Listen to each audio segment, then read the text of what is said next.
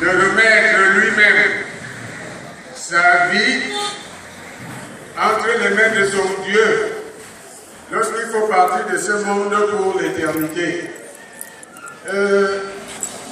Souvent nous allons à l'église, nous écoutons la parole de Dieu.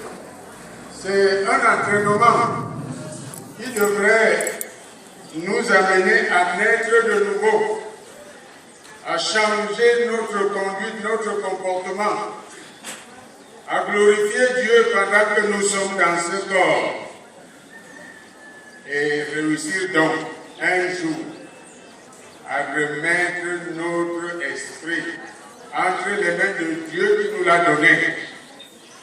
Ne nous trompons pas, ne passons pas le temps à désobéir à Dieu, à blasphémer son nom, à lui tourner le dos pour espérer qu'au dernier jour, ce sont les autres qui vont nous aider à entrer dans le royaume des cieux. Jésus est le chemin, la vérité et la vie. Nul ne peut aller au Père sans passer par lui. Il est donc de notre devoir, pendant que nous vivons, de faire de lui notre Seigneur et notre Sauveur. Et bien sûr, l'enseignement que nous recevons de lui consiste à nous détourner du péché. Le péché qui tient les hommes esclaves. Alors, si nous voulons voir Dieu, si nous voulons entrer dans son royaume, faisons de Jésus notre Sauveur, notre Seigneur, et abandonnons aussi le péché. C'est le péché qui nous sépare de Dieu, c'est le péché qui est la mère de toutes les difficultés que nous avons dans le foyer, dans la famille, dans le pays.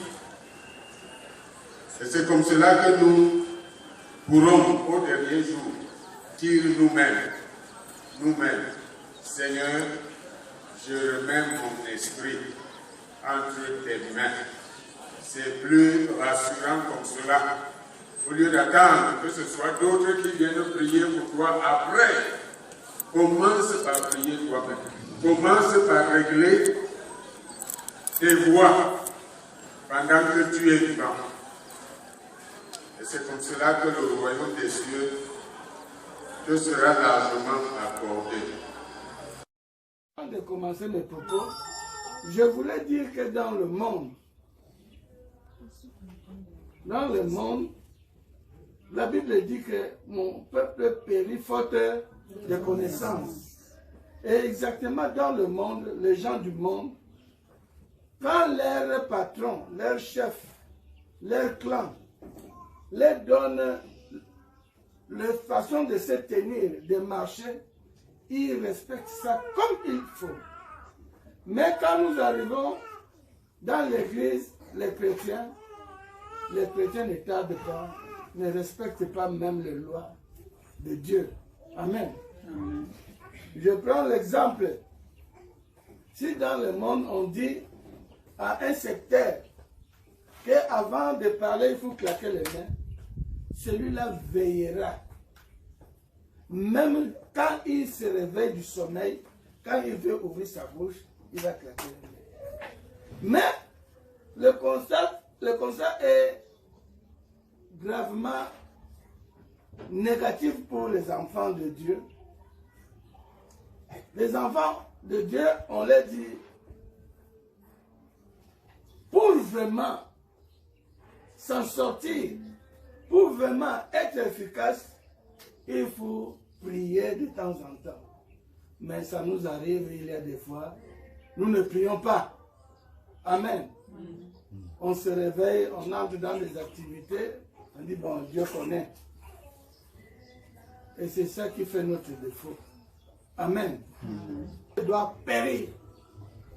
Frère, il y a les gens lointains qui ont même décidé, en te voyant peut-être, tu es en train d'adorer ton Dieu, tu es en train de louer Jésus-Christ, ou bien Dieu t'accorde la promotion. la jalousie les monte. Ils se dressent contre toi. Ici, Aman s'est dressé. Je est devant toi. Fais ce qui te plaît. Et Aman appela le secrétaire du roi. Et on commençait à établir la lettre. A commencé à orchestrer contre les Juifs. Et il fallait écrire. Si c'était le village Erondo, il fallait écrire en Erondo. Si c'était le village Eton, il fallait écrire en Eton. Si c'était le village Bassa, il faut écrire à Bassa. Si c'était le Congolais, il fallait écrire à Lingala. Et on a écrit partout. Parce que le royaume de roi d'Assur a avancé. Il ne faut pas dire que parce que tu es dans la foi, l'ennemi ne peut pas t'atteindre. Si tu ne travailles pas, si tu ne sanctifies pas ta vie, si tu ne purifies pas, tu es à la merci du diable. Alléluia. Je nous prie, frère, il faut prier sans cesse. Il faut se recommander sans cesse. Amen. Alors le roi a scellé la lettre de Aman avec son anneau. Frère, je voulais te dire, les gens sont assis à ton nom. Les gens sont assis, on fait des réunions. Tu n'étais même pas né. Ils ont pris des décisions, ils ont fait des déclarations fortes. Et cette parole est restée suspendue. Si tu ne fais pas un travail, tu es dans l'église, mais la vie est restée toujours stagnante. Alléluia. Ça mérite un travail. Il y a des gens ici. Les grands-parents sont assis. Ils ont fait des déclarations. Par exemple, que celui-là ne partira jamais en mariage. Les enfants de X ne seront jamais les gens dans la vie. Et cette fille-là, de cette famille, quand même elle partira en mariage, premier mari va mourir, deuxième mari va mourir, c'est le troisième qui pourra vivre avec lui. Il y a des déclarations comme ça, et qui s'est passé lointain, et c'est resté suspendu. Ça le fait sur ta vie. Et il faut révoquer toutes ces déclarations avec le nom de Jésus. Amen. Il faut révoquer. La parole a une puissance. Parce que c'est la même parole que le diable utilise. C'est la même parole que Dieu utilise. Alléluia. La parole est efficace.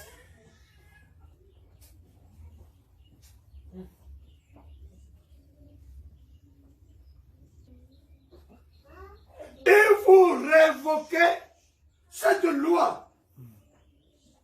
Il faut révoquer cette loi.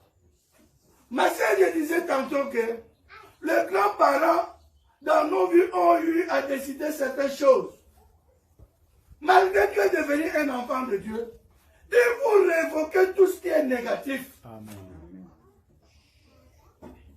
Il faut révoquer ça. Si on a dit que le plus grand de ce village va avoir que le vélo, tu révoques ça et tu écris une autre décision et qui scelle avec le sang de Jésus. Amen. Et il faut, quand tu es devenu enfant de Dieu, c'est pour cela qu'on dit qu'il faut que même la repentance soit véridique. Aujourd'hui, les enfants de Dieu essayent de moderniser la repentance. Comme un mariage, il y a des fois, nous voyons certains, ils prennent la grossesse, ils supportent 9 mois, et l'enfant, mais l'enfant ne peut pas grandir. Ce sont des déclarations que les familles avaient eu à faire. Un enfant part à l'école. Il obtient des bacs. Il a des diplomates, la valise de bagages intellectuels, toutes sortes de diplômes. Mais le travail, il ne trouve pas. Vous n'avez jamais vu ça? Ça existe.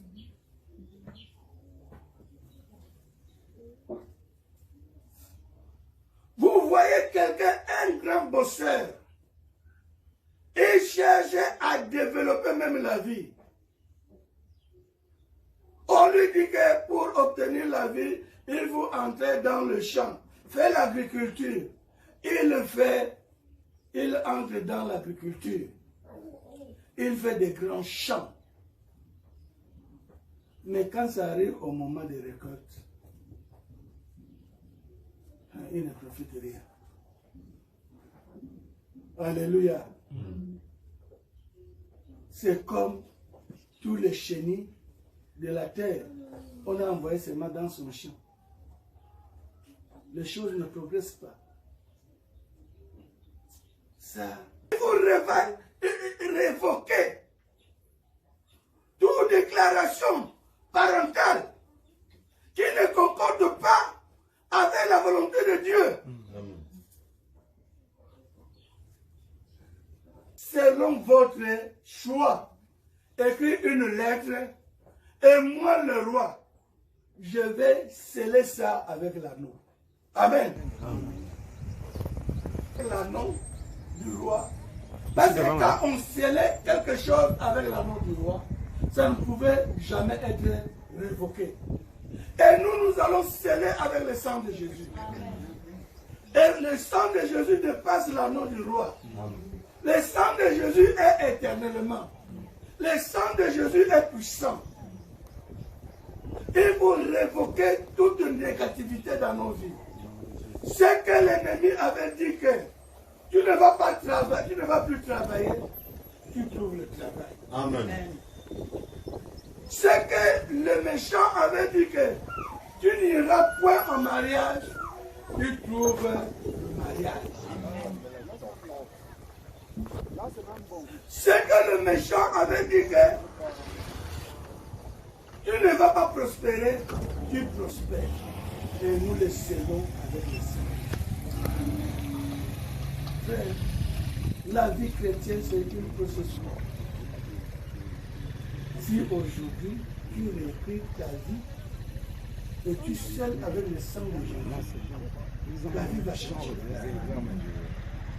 La vie va changer. Tout est possible avec Jésus. Toutes choses sont possibles avec Jésus. Toutes choses sont possibles, il faut seulement croire.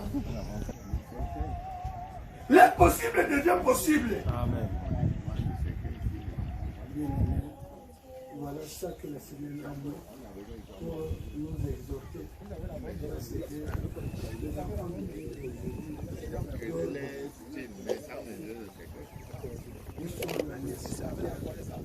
Oui, c'était avec la croix. Et même il y a plusieurs qui ont des situations difficiles. Au lieu de venir dire à son serviteur, lui qui achète toute la vérité, il va essayer de masquer cela, moderniser cela. Ça ne peut pas. Les enfants, vous reculez d'abord. Les femmes et tous ceux qui veulent seulement pleurer, vous reculez d'abord. il va prendre le temps de jeûne, il va prier. Mais la chose n'a pas été bien orientée. Il n'y aura pas de résultat.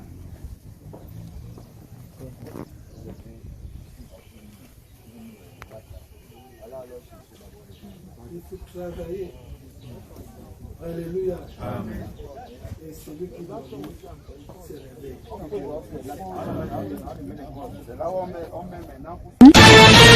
Écho de la trompette. Pour commencer le propos, je voulais dire que dans le monde, la Bible dit que mon peuple périt faute de connaissances. Et exactement dans le monde, les gens du monde, quand leur patron, leur chef, leur clan, les donne une façon de se tenir, de marcher, ils respectent ça comme il faut. Mais quand nous arrivons dans l'église, les chrétiens ne cadrent pas. Ils respectent pas le nom de Dieu. Amen. Laissons les codes.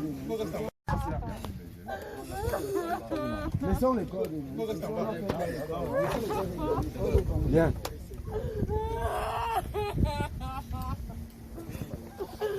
On a dit que les personnes qui pleurent là, vous reculez d'abord. C'est pas bien.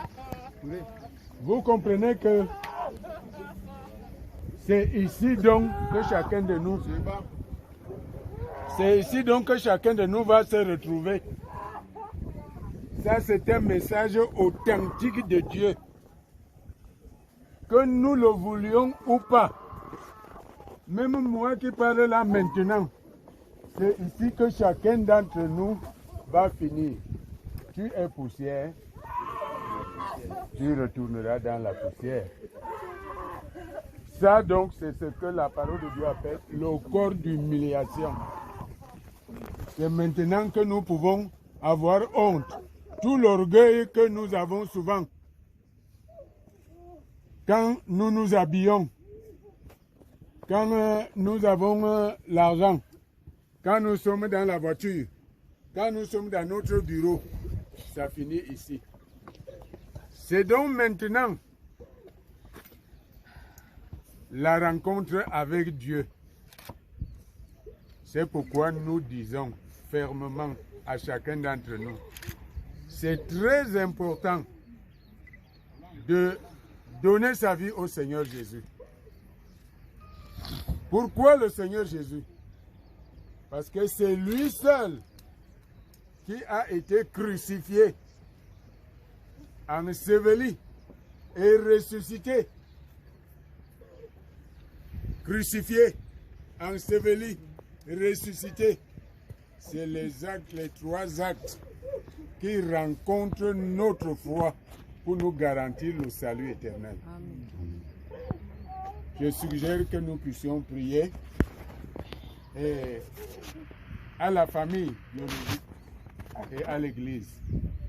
Qu'est-ce que nous pouvons dire? Sinon souhaiter que le Dieu qui sait lui-même consoler les cœurs vous console. Amen. Prenez appui sur lui. Il n'y a pas autre chose que nous pouvons faire. Il n'y a pas l'extraordinaire. Dieu a donné, Dieu a repris.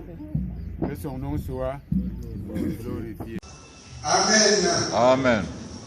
Nous parlons là de l'héritage.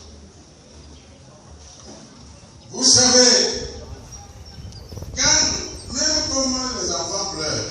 Ici devant, hein? La famille pleure.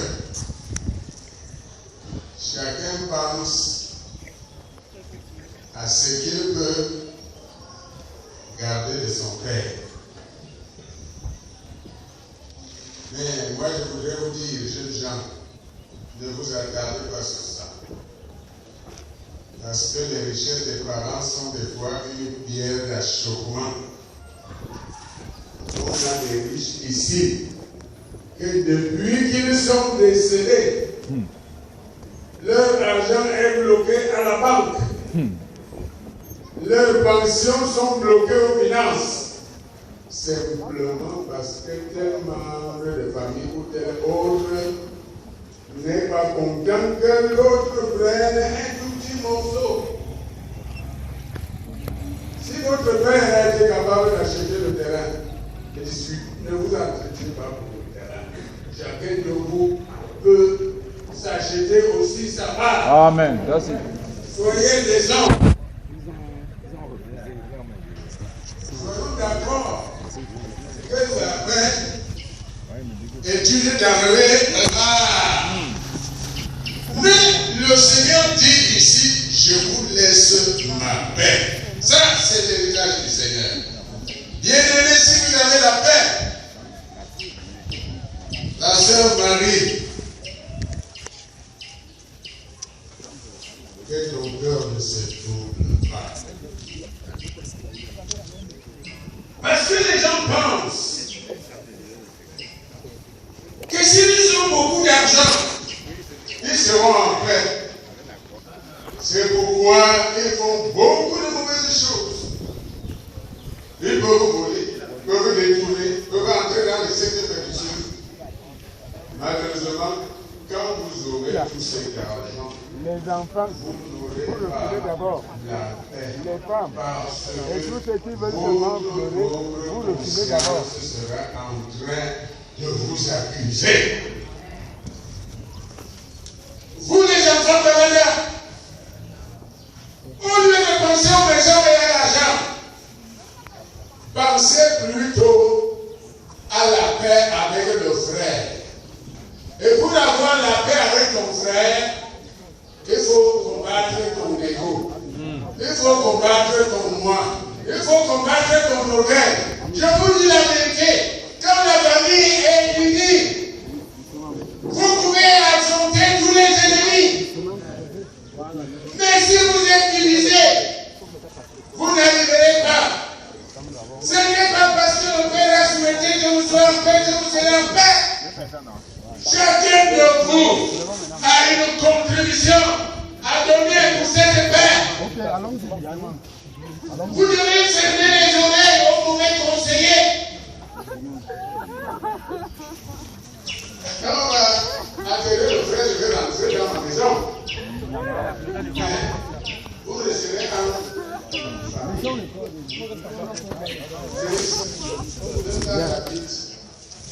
des réponses mal. Ne considérez pas la réponse. Considérez quoi? Et considérez que c'est mon frère. C'est mon frère. Les femmes que nous prenons là, des fois, elles viennent nous cogner les têtes. Il y a de mauvaises femmes. Hein? On les appelle les hein? Les gens ne pensent que quand ils te voient, ils disent que je vais donner ça à ma soeur. Donc, moi je suis ici pour perdre mon temps. Je suis ici pour perdre mon temps. On a grandi ensemble. Hein? Est-ce que c'est avec ma soeur là qu'on a grandi? Il y a des femmes. Pour avancer, il ne faut pas dire que parce que tu es dans la foi, l'ennemi ne peut pas t'atteindre. Si tu ne travailles pas, tu ne sanctifies pas ta vie, si tu ne purifies pas, tu es à la merci du diable. Alléluia. Je nous prie, frère, et vous priez sans cesse. Il vous est recommandé sans cesse. Amen. Tout est possible avec Jésus. Toute chose est possible avec Jésus. Toute chose est possible, il faut seulement croire. L'impossible devient possible. Amen. Si aujourd'hui tu réécris ta vie et tu scelles avec le sang de Jésus, ta vie va changer. Ta vie va changer. Bien-aimés, voilà ça que le Seigneur a mis pour nous exhorter. Il faut travailler. Alléluia. Amen. Et celui qui dormait se réveille. Que Dieu nous bénisse. Amen. C'est pour ça que Dieu a appelé son serviteur. Lui a déjà prêché beaucoup de fois. Ça, c'est la paix prédication ultime de M. Balana Fidèle. Si aujourd'hui, tu ne te tournes pas vers le Seigneur, sache que tu es en danger. Tu es en danger. Attends, quelqu'un d'impossible, que tout va aller, tout va bien. Toujours tout va bien. Hey! Papa. Alors,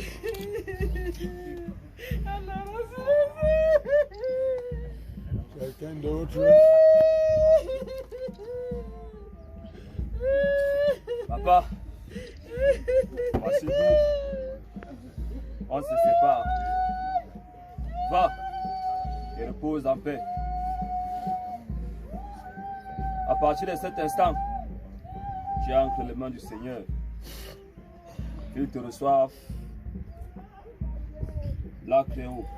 Nous, on restera toujours pensé à toi et tu resteras gravé dans nos cœurs. Nous ne t'oublions jamais.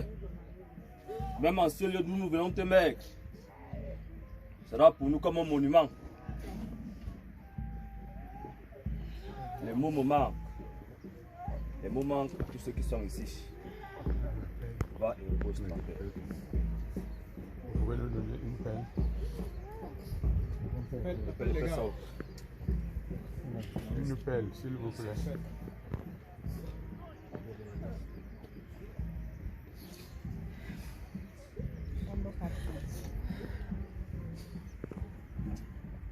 Papa, je te promets que comme tu l'as toujours voulu, ce pays entendra parler de toi.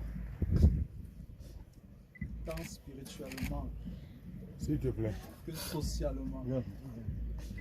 Je te promets de travailler dur pour que ce que tu as toujours voulu que je sois, que je puisse l'être.